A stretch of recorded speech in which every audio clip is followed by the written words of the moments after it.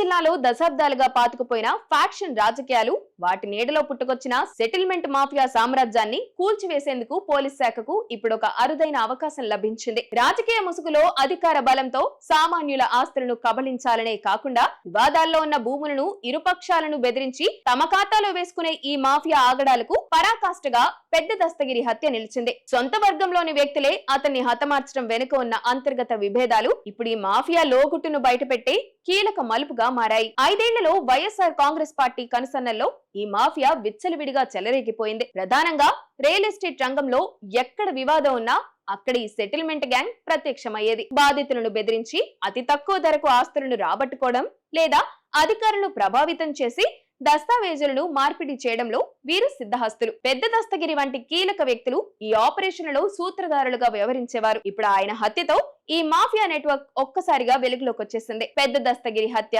కేవలం వ్యక్తిగత కక్షల వల్లే జరగలేదని, దోచుకున్న ఆస్తుల పంపకాల్లో తలెత్తిన విభేదాలే ప్రధాన కారణమని ప్రాథమిక విశ్లేషణలు చెబుతున్నాయి. మాఫియా ముఠాల్లో బినామీ ఆస్తుల కోసం జరిగే పోరులో భాగంగానే ఈ స్కెచ్ అమలు జరిగిందని స్పష్టమవుతుంది. ఈ హత్య కేసులో పట్టుబడిన నిందితుల నుంచి వస్తున్న సమాచారం ప్రకారం పోలీసులకు గనుల వంటిది. ఈ ముఠా వెనుకున్న అసలు రాజకీయ నాయకులు ఎవరు, ఏ ఆస్తులను అక్రమంగా లాక్కున్నారు అనే వివరాలు బయటకొస్తే కడప రాజకీయాల్లో ఒక భారీ భూకంపం ఖాయంగా కనిపిస్తుంది. పోలీసులు ఈ అంశాన్ని ఏ మేరకు అందిపుచ్చుకుంటారనేది కీలకం. గతంలో ఒత్తిళ్ల వల్ల మౌనంగా ఉన్న యంత్రాంగం ఇప్పుడు నిష్పాక్షికంగా విచారణ జరిపి ఈ సెటిల్మెంట్ సామ్రాజ్యాన్ని కూకటి వేళ్లతో సహా ప్రకటించాల్సిన బాధ్యత ఉంది. పక్కా ఆధారాలతో ఈ మాఫియాను అంతం చేస్తే ఏళ్ల తరబడి భయంతో బతుకుతున్న కడప ప్రజలకు నిజమైన విముక్తి లభిస్తుంది. లేని పక్షంలో కేవలం వ్యక్తులు మారినా వ్యవస్థ అలాగే కొనసాగుతుందనే అపవాదు కూడా పోలీస్ శాఖపై పడే ప్రమాదం ఉంది. పెద్ద దస్తగిరి హత్య ఉదంతంతోనే కడపలోని చీకటి సామ్రాజ్యానికి ఒక ముగింపు పలకాలని సామాన్యులు కోరుకుంటున్నారు.